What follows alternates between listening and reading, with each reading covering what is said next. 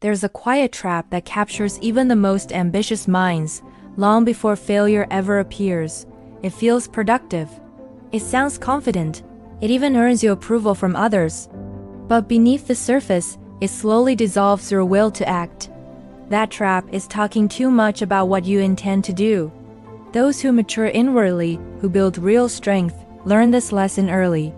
They understand that a plan grows weaker the moment it's exposed to unnecessary speech. Not because sharing is inherently bad, but because for most of us, speech becomes a substitute for discipline. We start to mistake expression for execution. The ancient Stoic thinkers observed this pattern relentlessly. They noticed that the people who spoke the loudest about virtue were often the ones who practiced it the least. Those who constantly announced their discipline were usually the last to endure discomfort when no one was watching. So, they chose silence, not out of secrecy, but out of a deep respect for action. Epictetus was very direct about this. He warned his students against discussing philosophy at the dinner table while failing to live it in the morning. Wisdom, he taught, is shown through your conduct, not your declarations. When we talk about our grand plans, we feel a subtle sense of relief, a false feeling of completion. Our nervous system gets a little reward before any real effort has been paid. The approval we get from others starts to replace actual progress. We build an identity around our intentions, not our work. And once that emotional reward is collected, the urgency to act just fades away. Marcus Aurelius, the Roman emperor, wrote repeatedly about this danger in his private journal. He constantly reminded his own mind not to waste energy imagining future virtue, but to practice it in the present moment. His famous advice was not to describe the good man, but to be one. This isn't about being antisocial or anti-communication. It's about being anti-escape. When we talk excessively about our plans, we're often just avoiding the discomfort of beginning. Think about it. The beginning is silent. The beginning is clumsy. The beginning offers no applause. Talking, on the other hand, feels powerful without requiring any sacrifice. And this is exactly where destructive emotions hide. Your ego wants recognition before you've earned the results. Your fear wants reassurance before you take the risk. Your impatience wants certainty before you put in the effort.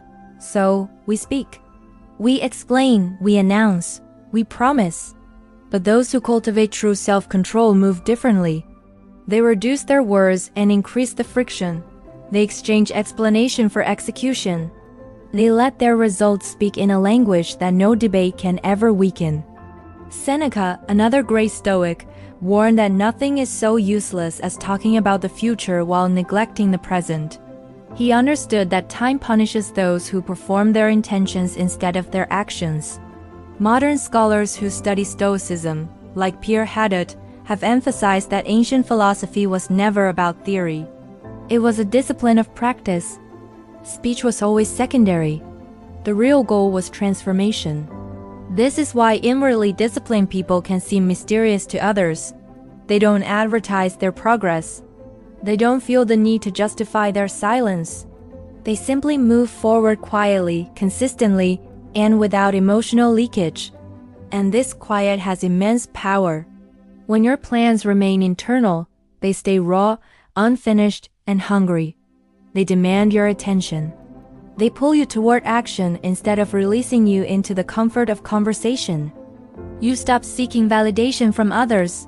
You stop negotiating with your own doubt. You stop diluting your intent through language. Instead, you build in silence. Over time, something fundamental changes inside you. Destructive emotions lose their leverage because they're no longer being fed by talk. Your ego starves for attention and finds none. Your fear is forced to confront reality, not just hypotheticals. Your discipline strengthens through quiet repetition. You begin to respect yourself not for what you say you'll do, but for what you endure day in and day out. The world may never hear your plans, but it will eventually see their consequences. That is the deeper lesson here. Silence is not emptiness. It is compression. And compressed intent, when paired with daily action, becomes an unstoppable force. So, let's choose fewer words and heavier effort. Let's choose to let time reveal what we are building. Not loudly, not quickly, but irrevocably. Because real lasting action is nourished by silence, not by approval. This subtle poison, the need for validation before effort, undermines progress by hiding in plain sight. When we speak of our ambitions, our mind receives a reward without having moved a single muscle. Approval from others substitutes for real action. Recognition replaces discipline. And slowly, imperceptibly, the plan becomes just a story we tell rather than a life we actually build. The Stoics observed this danger long before modern psychology even had a name for it. Epictetus taught that true freedom comes from mastering yourself, not mastering the opinions of others. He famously said we are disturbed not by events, but by our judgments about them. And when we speak our intentions prematurely, we are essentially handing our inner world over to the judgment of others. The ego gets its reinforcement from all that attention, and our will to act grows weaker. Marcus Aurelius wrote that the soul must act, not announce. He knew that talk without execution just inflates our pride while leaving our results barren. The more we narrate our intentions, the less urgent their completion feels. Words create a false sense of progress. We feel accomplished in conversation while procrastination quietly strengthens its grip on us. True progress is cultivated in silence. When plans are kept internal, they remain alive, raw, and demanding. There's no audience to soften the discipline required to begin. There's no applause to replace the discomfort of starting.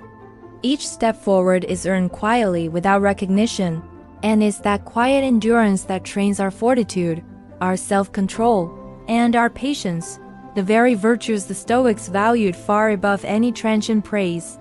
Seneca reminded us that it's not that we have a short time to live, but that we waste so much of it. Talking dilutes our energy and scatters our focus. Silence concentrates it.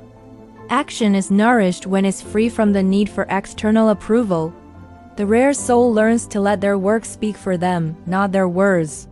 By practicing this, we strip away our dependency on validation from the outside world. We begin to respect our own process. Each small accomplishment becomes an unannounced victory that strengthens our character from the inside out.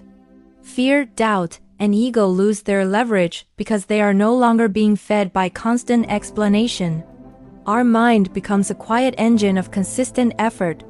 Those who understand this principle age into capability, not regret. They become disciplined, resilient, and unshaken by applause or its absence. Their plans are not just stories they tell at parties. They are realities built brick by brick, silently and relentlessly. We learn that talking about plans is easy, but acting on them quietly is the true test of character. And in this test, silence is not empty. It is power in incubation. Time will eventually reveal the results, not the words we used. And when it does, it will expose the truth the world simply cannot ignore. Discipline hidden in silence always prevails. Thanks for watching. If this resonated with you, consider subscribing for more insights on building a stronger, more focused life.